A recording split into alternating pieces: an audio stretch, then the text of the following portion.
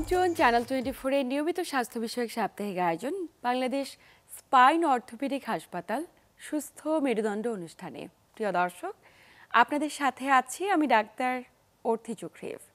একটি সময় পর্যন্ত যদি মেরুদণ্ডে কোনো জটিলতা হতো এবং সেখানে সার্জারির করার কথা বলা হতো, তবে সেটা নিয়ে আমরা কিছুটা ভীতগ্রস্ত হয়ে যেতাম এবং ধরেই নিতাম যে সার্জারি মানে একটি দীর্ঘমেয়াদী প্রসিডিউর, অনেক কাটাছেঁড়া এবং দীর্ঘদিনের বিশ্রাম।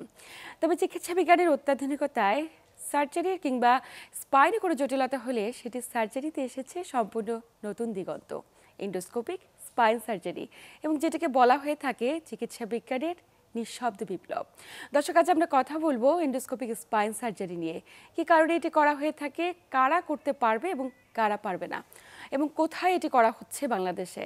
আজ আমরা কথা বলবো এই প্রত্যেকটি বিষয় নিয়ে এবং আলোচনা করবার জন্য স্টুডিওতে আমাদের সাথে উপস্থিত রয়েছেন ডাক্তার মোহাম্মদ সারোয়ার জাহান, অর্থোপেডিক স্পাইন বিশেষজ্ঞ, সহকারী অধ্যাপক স্পাইন সার্জারি, জাতীয় অর্থোপেডিক হাসপাতাল ও পুনর্বাসন প্রতিষ্ঠান নিটোর, ঢাকা, এবং কনসালটেন্ট বাংলাদেশ স্পাইন ও অর্থোপেডিক হাসপাতাল। স্যার, স্বাগত আমাদের আজকের আয়োজনে। আপনাকে ধন্যবাদ। স্যার, এন্ডোস্কোপিক স্পাইন সার্জারি সম্পূর্ণ নতুন একটি প্রসিডিউর এবং অনেকেরই অজানা। শুরুতে একটু জানবো যে এন্ডোস্কোপিক স্পাইন সার্জারি বলতে কি বুঝি? চমৎকার কোশ্চেন, আপনাকে ধন্যবাদ। এন্ডোস্কোপিক স্পাইন সার্জারি আমাদের কাছে শব্দটা নতুন মনে হলেও পুরো বিষয়টা আসলে নতুন নয়। আরও কয়েক দশক আগে থেকেই এটা শুরু হয়েছে। এখন যেটা সবচেয়ে বেশি হচ্ছে সেটা দক্ষিণ কোরিয়াতে। দক্ষিণ কোরিয়াকে এন্ডোস্কোপিক স্পাইন সার্জারির হাব মনে করা হয়।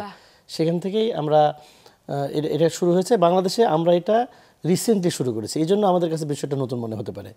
এবার আপনার কোশ্চেনে আসি যে what is this endoscopic spine surgery, কী বিষয়টা?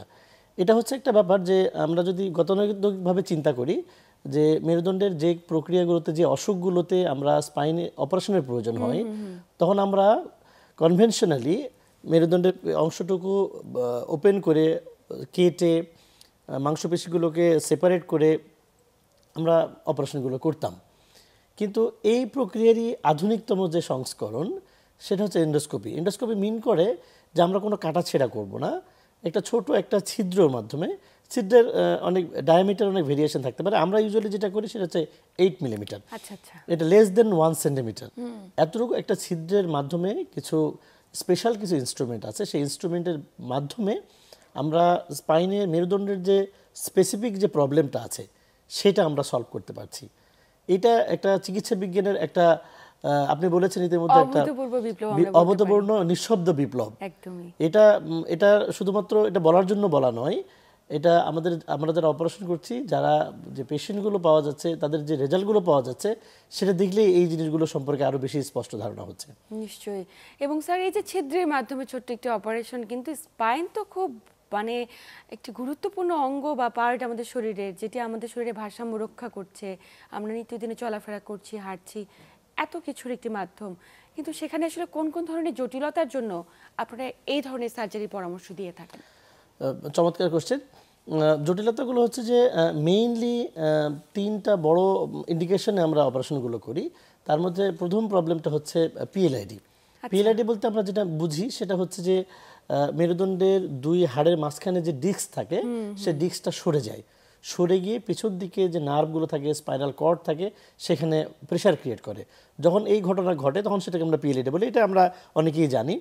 পিএলআইডি হলে কোমর ব্যথা থাকে, কোমর ব্যথা পায়ের দিকে নেমে চলে আসে, পেশেন্টরা হাঁটাচলা করতে অসুবিধা বোধ করেন, ইভেন অনেক সময় পা দুর্বল হয়ে যায়, পা সেন্সেশন কমে যায়, পা অবশ হয়ে যায়। এই সিমটমগুলো নিয়েই আমাদের কাছে পেশেন্টরা সাধারণত আসেন। এই সমস্ত ক্ষেত্রে আমরা আগে ওপেন করে করতাম, ওপেন করে মাংসপেশি কেটে এক সাইডে নিয়ে আমরা যে প্রবলেমটা ছিল, যে ডিস্কটা প্রোলাপস ছিল, সেটা আমরা রিমুভ করতাম। এই সেম ঘটনাই এখন আমরা না কাটাকাটি করে সিজের মাধ্যমে আমরা স্পেশাল ইনস্ট্রুমেন্ট ব্যবহার করে করতে পারছি। এটা একটা ইন্ডিকেশন। আমরা ইন্ডিকেশন বললাম পিএলআইডি নিয়ে।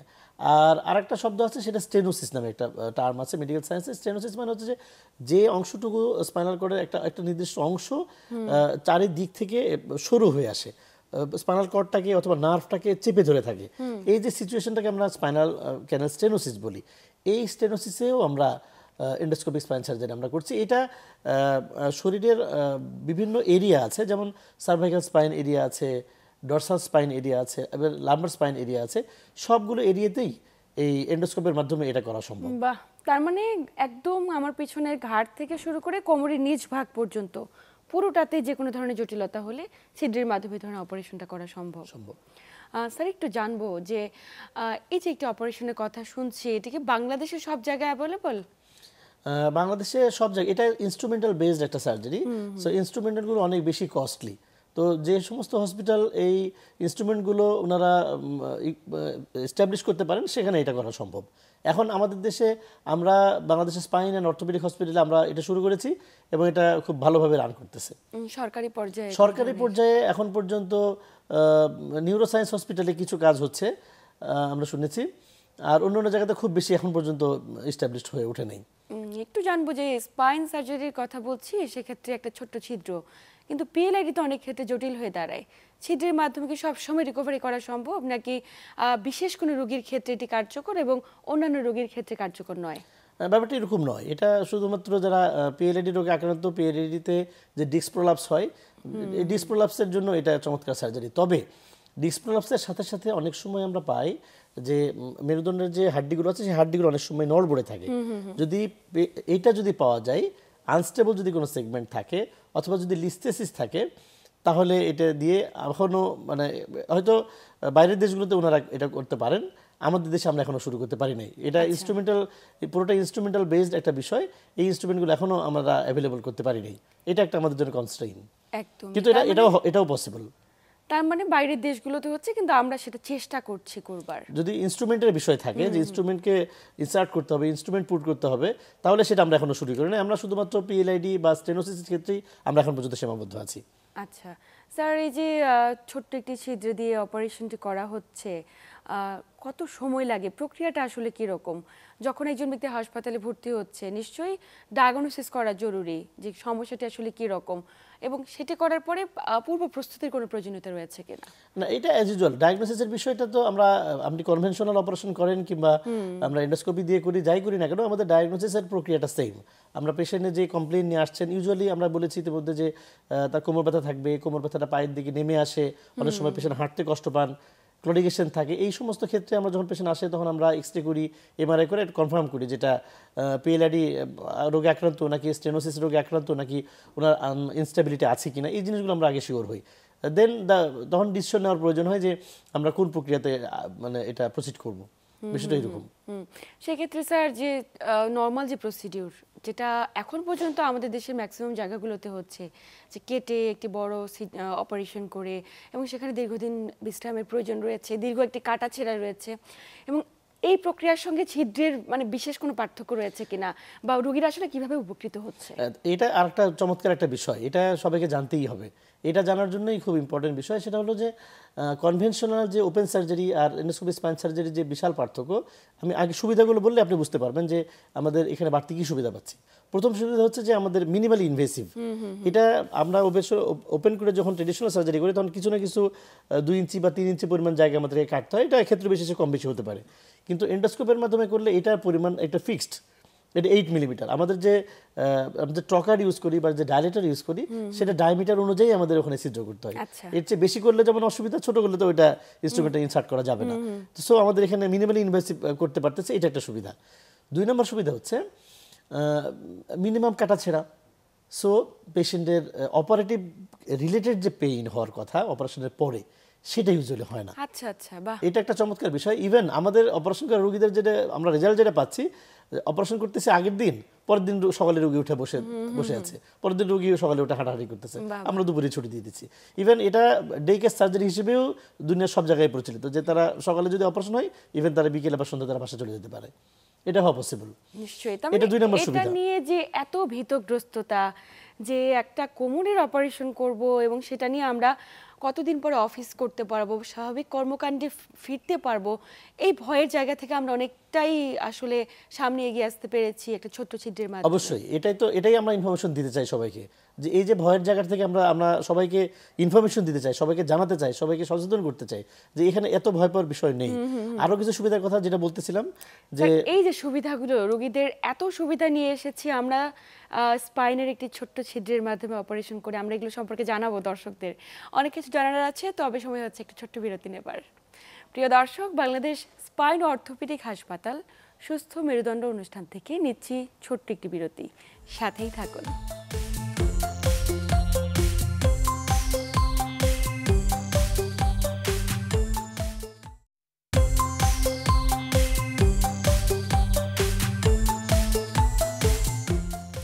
প্রিয় দর্শক, বিরতির পর আবারও সবাইকে স্বাগত জানাচ্ছি বাংলাদেশ স্পাইন অর্থোপেডিক হাসপাতাল সুস্থ মেরুদণ্ড অনুষ্ঠানে।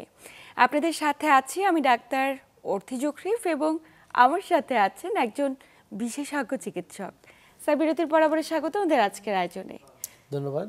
বিরতির আগে কথা বলছিলাম যে আমাদের স্পাইনে বা মেরুদণ্ডে যদি কোনো জটিলতা হয় সেখানে ছিদ্রের মাধ্যমে অপারেশন করছি আমরা, এবং এটির যে ভয়াবহতা কিংবা পার্শ্ব প্রতিক্রিয়া সেটা সম্পর্কে আমরা জানবো, যে জিনিসটা নিয়ে মানুষের ভীতগ্রস্ততা রয়েছে, কিন্তু সুবিধাগুলো কি কি? সুবিধাগুলো আমরা বলা শুরু করেছিলাম, আমরা কন্টিনিউ করি। প্রথম সুবিধা বলেছি যে এটা মিনিমালি ইনভেসিভ, অনলি 8 মিলিমিটার একটা ছিদ্রের মাধ্যমে পুরো প্রক্রিয়াটাই কমপ্লিট করা যাচ্ছে। 2 নম্বর প্রসিডিউর হচ্ছে যে এটা যেহেতু কাটা ছেঁড়া কম, সো এখানে পোস্ট অপারেটিভ মানে অপারেশন পরবর্তী যে ব্যথা হওয়ার কথা পেশেন্টের, সেই ব্যথাগুলো ইউজুয়ালি হয় না বা একেবারে মিনিমাম। 3 নম্বর সুবিধা বলতে যেটা বোঝায়, যেহেতু কাটা ছেঁড়া কম, সো এখানে ব্লিডিং কম। ব্লিডিং নিয়ে অনেকের বেশি একটা ভীতগ্রস্ততা কাজ করে যে না জানি কত ব্লিডিং হবে, না জানি কি হতে পারে, একেবারেই হয় না। আমরা কোনো ড্রেন টিউবও দিয়ে আসি না। নর্মালি আপনারা জানেন যে ট্রেডিশনাল ওপেন সার্জারিতে করার পর আমরা একটা পাইপ, একটা ড্রেন টিউব দিয়ে আসি, যাতে করে ভিতরে কিছু ব্লাড যেগুলো ব্লিডিং থাকে সেগুলো যেন বের হয়ে আসতে পারে। এই এন্ডোস্কোপের মাধ্যমে এটাও ইউজুয়ালি আমাদের প্রয়োজন হয় না। 4 নম্বর সুবিধা হচ্ছে যে আমরা মিনিমাম মেডিসিনের প্রয়োজন হয়। আমাদের ইনফেকশনের যে পোস্ট অপারেটিভ যে ইনফেকশনের যে রেট, সেটা একেবারেই মিনিমাম। যেটা ট্রেডিশনাল ওপেন সার্জারিতে অনেক বেশি কাটা থাকলে ইনফেকশনের চান্স বেশি, কাটাকাটি কম থাকলে ইনফেকশনের চান্স কম। এর চেয়ে বড় সুবিধা আরেকটা হচ্ছে যে আমরা খুব দ্রুত একজন মানুষকে তার কাজে ফেরাতে পারি। এটা আমাদের কাছে প্রাইম কনসার্নটা এরকম যে একজন মানুষ যখন অসুস্থ থাকেন, উনি তো বিভিন্ন কাজে বিজি, তার প্রফেশনাল কাজে বিজি, ডেইলি ওয়ার্কের কাজে বিজি। তো যে কাজই হোক না কেন, ওনাকে তো তার পারিবারিক বা পার্সোনাল কাজগুলো করতে হচ্ছে, কিন্তু অসুস্থ হলে সবগুলো কাজ ডিস্টার্ব হতে থাকে। এখন আমরা যদি ট্রেডিশনাল ওপেন সার্জারি করার মাধ্যমে যদি তাকে 10 দিন, 15 দিন, 1 মাস, 2 মাস আমরা রেস্ট করতে বলি, শুয়ে থাকতে বলি, তারপরে কাজে জয়েন করতে বলি, কিন্তু এখন সেটা আমরা বলছি না। আমরা বলছি যে এটা আপনি তো কাজে 1 সপ্তাহ পর থেকে আপনি কাজে, ইভেন অপারেশন 2-3 দিন পর থেকে আপনি কাজে জয়েন করতে পারবেন। যদি আপনি ব্যথা টলারেট করে, অনেকে ব্যথার একটু কম টলারেট করতে পারে, অনেকে বেশি টলারেট করতে পারে, হোয়াটএভার, কিন্তু অ্যাজ এ হোল এভারেজলি পেশেন্টের পেইন অনেক কম হয়। So patient can join his work very short period of time. এটা একটা বিষয়। আরেকটা হচ্ছে যে ট্রেডিশনাল ওপেন সার্জারিতে তো অনেক বেশি লম্বা করে কাটতে হয়, সেখানে সেলাই দেওয়ার প্রয়োজন হয়, এখন সেখানে একটা দাগ তৈরি হয়। এখানে আমরা এই স্পাইন সার্জারি ট্রেডিশনাল যেহেতু একেবারেই কম এন্ডোস্কোপের মাধ্যমে, সো সেখানে একটা সেলাই দিলেই হয়ে যায়, ইভেন অনেক সময় একটা স্ট্যাপলার পিন দিলেই হয়ে যাচ্ছে, এবং পরবর্তীতে সেখানে স্কারিংটাও কম হচ্ছে, ইভেন আমরা দাগও খুঁজে পাই না যে কোথায় অপারেশনটা হয়েছে। খুবই চমৎকার একটি পদ্ধতি, এবং প্রত্যেকটা রোগী হয়তো বা এটার মাধ্যমে অনেক বেশি উপকৃত হবে, কারণ আমাদের যে জীবনযাত্রা বা জীবনযাপন পদ্ধতি, তাতে করে আমাদের আসলে কারোরই সময় নেই যে অফিস থেকে ছুটি পাবো বা আমাদের কর্মস্থল থেকে এত দিনের জন্য একটা ছুটি আমরা অ্যারেঞ্জ করতে পারবো, এই ভাবনা জায়গা থেকেও হয়তো বা অনেকে অপারেশন করাতে পারছেন না। কিন্তু স্যার, অনেকের মাথায় কিন্তু প্রশ্নটা আসবে যে ছিদ্রের মাধ্যমে অপারেশন অনেক জায়গা তো দেখতে পাচ্ছে না, আমি কি পরবর্তীতে সুস্থ স্বাভাবিক জীবনে ফিরে যেতে পারবো, বা অপারেশন কতটুকু সফল হবে? এটা একটা ভালো চিন্তা। দেখার বিষয়টা তো সার্জনের উপর ডিপেন্ড করে। আমরা তো যেটা করি, যে জায়গাতে আমরা অপারেশন করতেছি ছিদ্র করার মাধ্যমে, এটা তো নিজের চোখে দেখার বিষয় নয়। যখন আমরা ছিদ্রের মাধ্যমে কিছু ইনস্ট্রুমেন্ট এখানে ইনসার্ট করা হয়, সেই ছিদ্রের মাধ্যমে ওখানে ক্যামেরা থাকে, লাইট সোর্স থাকে, এবং ক্যামেরা এবং লাইট সোর্সের মাধ্যমে আমরা সরাসরি স্পেস, যেই জায়গাতে নার্ভ থাকে, স্পাইনাল কর্ড থাকে, সেটা আমরা দেখি না, আমরা এটা মনিটরে অবজার্ভ করি। সো মনিটরের কোয়ালিটির উপর ডিপেন্ড করবে যে আমি কি দেখছি। মনিটরের যত কোয়ালিটি যত ভালো হবে, আমি ভিতরের স্ট্রাকচারগুলো তত বেশি ক্লিয়ার করে দেখতে পারবো। এবং সত্যি কথা বলতে, যেটা আমরা ট্রেডিশনাল ওপেন সার্জারিতে একটা নার্ভ কিংবা একটা স্পাইনাল কর্ডটাকে আমরা যে টেক্সচারে দেখি, আমরা মনিটরে তার চেয়ে বেশি সুন্দর, বেশি চমৎকার করে দেখা যায়। আল্লাহর যে অপূর্ব সৃষ্টি, আল্লাহ যে ভিতরে তৈরি করে রাখছেন, সেটা খালি চোখে যতটুকু দেখা যায়, আমরা মনিটরে তার চেয়ে বেশি সুন্দর দেখতে পাই। এবং আপনি বলেছেন যে অনেক জায়গাতে আমরা ক্লিয়ার করে আসতে পারলাম কিনা, সেখানে কোনো সন্দেহের অবকাশ থেকে গেল কিনা, এটা একেবারেই নয়। কারণ এই ভিজুয়ালাইজেশনটা, এই ফিল্ডটা এত বেশি ক্লিয়ার থাকে, এত বেশি ওয়াইড করে দেখা সম্ভব হয় যে আমরা যেটা ওপেন করেও দেখতে পারি না, সেটা আমরা এন্ডোস্কোপের মাধ্যমে এর চেয়ে বেশি এরিয়া ক্লিয়ারও করে আসতে পারি এবং ভিজুয়ালাইজও করে আসতে পারি। তার মানে ভয় পাবার বা আতঙ্কিত হবার কিছু নেই। ছিদ্র ছোট হলেও অনেক প্রযুক্তি অনেক বেশি উন্নত, যাতে করে সাধারণ কাটা ছেঁড়ার চাইতে ওটাতে অনেক ভালো ফলাফল দেয়। এবং স্যার প্রত্যেকটা অপারেশনে তো পার্শ্ব প্রতিক্রিয়া থাকে, সেটা যে কোনো ধরনের কেটে যাওয়া, ছেড়ে যাওয়া বা যে কোনো অপারেশন। আমি একটু জানবো যে এই যে ছিদ্রের মাধ্যমে অপারেশনগুলো হচ্ছে, সফলতার হার কীরকম এবং পার্শ্ব প্রতিক্রিয়ার রেট কীরকম? এটা একটা চমৎকার ব্যাপার যে এটা জানতেই হবে সবাইকে যে যে কোনো সার্জারি বা মেডিকেল সায়েন্সের কোনো বিষয়ে কিন্তু 100% নিশ্চয়তা নয়। আমরা ডকুমেন্টেশন হচ্ছে যে আমরা কত পার্সেন্ট মানুষজন ভালো হচ্ছেন, কত পার্সেন্ট পেশেন্টগুলো সাকসেসফুলি আগের লাইফে ফিরে যেতে পারছেন, এটা হচ্ছে ডকুমেন্টেশনের বিষয়। এটা আমরা বলবো যে ট্রেডিশনাল ওপেন সার্জারিতে যদি 90% রোগী সাকসেসফুলি রিকভার করেন, এন্ডোস্কোপিতে মোর দেন 95% পেশেন্ট সাকসেসফুলি রিকভার করছেন এবং ওনারা খুব আর্লি কাজে জয়েন করতে পারছেন। এটা আমাদের জন্য বেশি ইম্পর্টেন্ট কথা। আর পার্শ্ব প্রতিক্রিয়া বলতে ওপেন ট্রেডিশনাল সার্জারিতে যে কমপ্লিকেশনগুলো হতে পারে, যে পার্শ্ব প্রতিক্রিয়াগুলো হতে পারে, এখানেও সেটা হতে পারে। এটার জন্য যে স্পেশাল কিছু হবে ব্যাপারটা এরকম নয়। এটা ওপেন ট্রেডিশনাল এবং ওপেন সার্জারি এবং এন্ডোস্কোপি সার্জারির মানে মিনিমাম যদি কারো ক্ষেত্রে কোনো ইনফেকশন হয়ে থাকে বা কোনো পার্শ্ব প্রতিক্রিয়া হয়ে থাকে, সেটা অন্যান্য 10টা অপারেশনের মতোই, কিন্তু বিশেষ করে এটার জন্য পার্সেন্টেজ ইম্পর্টেন্ট। আমরা বোঝাতে চাচ্ছি যে কমপ্লিকেশনের বিষয়গুলো সেম, কিন্তু পার্সেন্টেজ অনেক কম। এটা আমরা সবাইকে বোঝাতে চাই। স্যার অনেকেই ভেবে থাকেন যে একবার ছিদ্রের মাধ্যমে অপারেশন করে ফেললাম এবং পরবর্তীতে হয়তো আর কোনো ফলো আপে যাওয়ার প্রয়োজন নেই বা নিয়মিত চেক আপ করানোর প্রয়োজন নেই। তাদের উদ্দেশ্যে পরামর্শ কি থাকবে? রিহ্যাবিলিটেশন কতটুকু জরুরি? হ্যাঁ, এটা একটা বিষয়, কিন্তু এটা মনে করাটা একটা ভুল ইনফরমেশন হবে যে আর যাওয়ার প্রয়োজন হবে কিনা। যে কোনো সার্জারিতেই ফলো আপের প্রয়োজন আছে, কারণ আমরা যে প্রোটোকলটা ফলো করি অপারেশনের পরবর্তীতে 15 দিন বা 1 মাস বা 3 মাসের মাথায়, ইভেন 6 মান্থলি আমরা জানতে চাইবো যে ওনার স্টেজটা কোন স্টেজে চলে যাচ্ছেন। যেটা লেখা আছে বই পুস্তকে, যেটা লেখা আছে আর্টিকেলগুলোতে, যেটা লেখা আছে 10 to 15% ক্ষেত্রে পিএলআইডির ক্ষেত্রে এটা রিকারেন্স হতে পারে। রিকারেন্স মানে হলো যে সেম ডিস্ক প্রলাপস আবার হতে পারে। তো এটা আমরা ট্রেডিশনালি করি কিংবা এন্ডোস্কোপের মাধ্যমে করি, রেটটা কিন্তু অলমোস্ট সেম। কিন্তু এই জন্য কিছু নিয়ম কানুন মেনে চলার প্রয়োজন হয়, যেটা আমরা অপারেশনের পরপরই আমরা লিখে দিই, আমরা পেশেন্টকে বুঝাই বলি। যেমন তার মধ্যে একটা হচ্ছে যে গুরুত্বপূর্ণ, যে সামনের দিকে ঝুঁকে কাজ না করা, ভারী জিনিসকে, ওয়েটফুল কোনো জিনিসকে হাতে না ওঠানো, মাথায় না নেওয়া, এইটা খুব গুরুত্বপূর্ণ ইস্যু। এগুলো যদি কোনো পেশেন্ট ভালো করে অ্যাভয়েড করতে পারে, তাহলে রিকারেন্স রেটটা অনেকাংশেই কমানো যায়। নিশ্চয়ই। এবং এই যে রিকারেন্স রেট কমানোর জন্য অবশ্যই চিকিৎসকের প্রতি আস্থা রাখাটা অত্যন্ত জরুরি। একবার অপারেশন করে ফেললাম মানেই যে আমার জীবন সুস্থ হয়ে গেল এবং পরবর্তীতে আমার লাইফস্টাইল কোনো মডিফিকেশন আনলাম না, এটা ভাবাটা একদমই ভুল হবে। এটা একদমই ভুল হবে। এই জন্যই আপনি প্রথম যে কোশ্চেনটা করলেন যে আপনি ফলো আপের প্রয়োজন আছে কিনা, অবশ্যই প্রয়োজন আছে। যে এই বিষয়গুলো আমাদের টাইম টু টাইম জানতে হয়। কোনো পেশেন্টের যে অল্প স্বল্প কিছু ওষুধ আছে, যে মেডিসিন আছে যেগুলো একটু কন্টিনিউ করতে হয়, এটা নার্ভ রিলেটেড যে মেডিসিনগুলো, অনেক পেশেন্ট অল্প দিন খেয়ে সেটা বন্ধ করে দেয়। তো এই পেশেন্টগুলো আবার পেইন নিয়ে অনেক সময় আসে। এটা 1%-এর বেশি নয়, কিন্তু যারা আসতেছেন তার জন্য তো কষ্ট হয়ে যাচ্ছে। এই জন্য আমি একটা এক্সাম্পল দিয়ে বলছি, কিন্তু এটা টোটাল একটা সিনারিও যে আপনি নিয়মিত ফলো আপে থাকবেন। নিশ্চয়ই, অবশ্যই। এবং প্রত্যেকটি তথ্য আমাদের দর্শকদের জন্য আজকে অনেক বেশি উপকারে আসবে এবং প্রত্যেকটি দর্শক হয়তো অনেক বেশি উপকৃত হয়েছে। স্যার একদম আলোচনার শেষ প্রান্তে, আপনাকে আন্তরিক ধন্যবাদ গুরুত্বপূর্ণ তথ্য এবং পরামর্শের মাধ্যমে দর্শকদের উপকৃত করবার জন্য। ধন্যবাদ সবাইকে। আমরা সচেতন করতে চাই, আমরা সব মানুষকে জানাতে চাই, এন্ডোস্কোপিক স্পাইন সার্জারির ইতিহাসে একটা আমূল পরিবর্তন নিয়ে এসেছে। আমাদের পুরো প্যারাডাইম আমরা শিফট করে ফেলছি। ডিজেনারেটিভ স্পাইন সার্জারির যে প্রোটোকল, ট্রিটমেন্ট প্রোটোকল, সার্জারির যে প্রোটোকল, সেই পুরোটাই চেঞ্জ হয়ে যাচ্ছে। আপনারা অবশ্যই আমাদের কাছে পরামর্শ গ্রহণ করুন। যে সমস্ত ইন্ডিকেশন, স্পেসিফিক ইন্ডিকেশন আছে, সেই ইন্ডিকেশনের মাধ্যমেই এন্ডোস্কোপিক স্পাইন সার্জারি করা সম্ভব এবং রেজাল্ট চমৎকার। ধন্যবাদ সবাইকে। স্যার আপনাকে ধন্যবাদ। প্রিয় দর্শক, এই ছিল আমাদের আজকের আয়োজন। আসুন, মেরুদণ্ডে কিংবা স্পাইনে যদি কোনো জটিলতা হয়ে থাকে, সেটি নিয়ে সময় ক্ষেপণ না করে বিশেষজ্ঞ চিকিৎসকের প্রতি আস্থা রাখি এবং যদি সেক্ষেত্রে অপারেশনের ইন্ডিকেশন থাকে, তবে অবশ্যই সেটি করিয়ে নিয়ে সুস্থ স্বাভাবিক জীবনযাপন করি। এতক্ষণ সাথে থাকার জন্য সবাইকে ধন্যবাদ। সবাই ভালো থাকুন, সুস্থ থাকুন।